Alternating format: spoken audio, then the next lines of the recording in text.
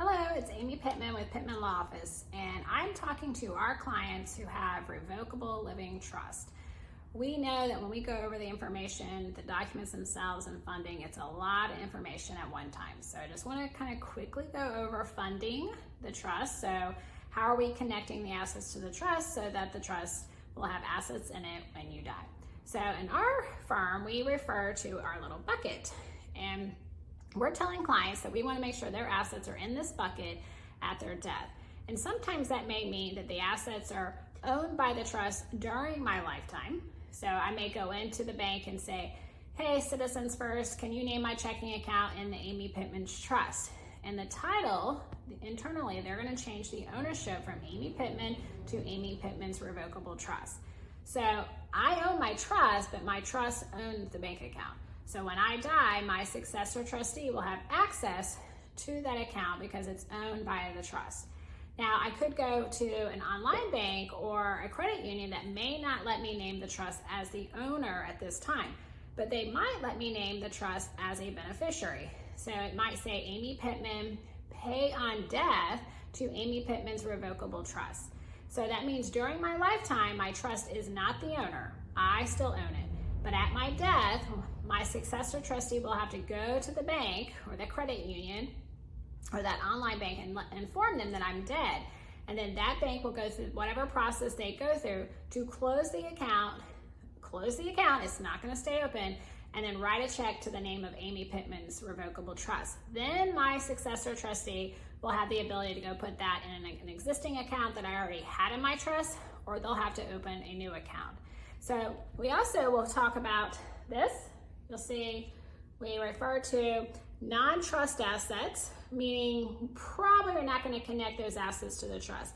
And that's typically IRAs, 401ks, qualified accounts. So usually, unless there's a really good reason, we are not recommending our clients have their trust as a beneficiary of their IRA or 401k. There's certain reasons, but if you have those reasons, we've already discussed them with you.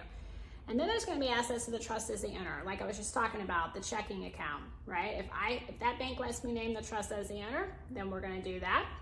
If they don't, they're going to have me name the trust as the beneficiary. So it's either in my bucket while I'm alive, or it's going to go into the bucket when I die. So again, there's not necessarily a right or wrong way of funding the trust. It's just we don't want you to have a probate when you die, right? So you've gone through all this effort and this cost of creating this trust. Make sure it works for you.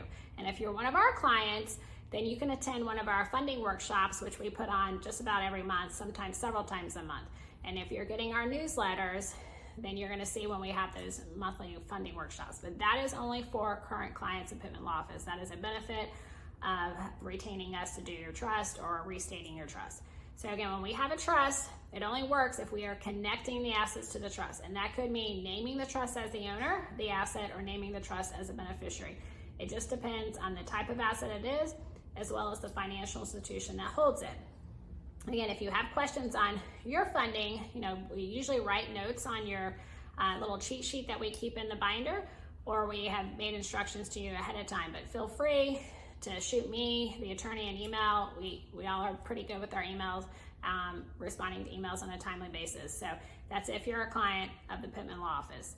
And again, if you have questions, especially on real estate, you can always pull your deed. That is going to show you how it's titled. If you're not sure if your bank account's in the name of the trust, pull your bank statement.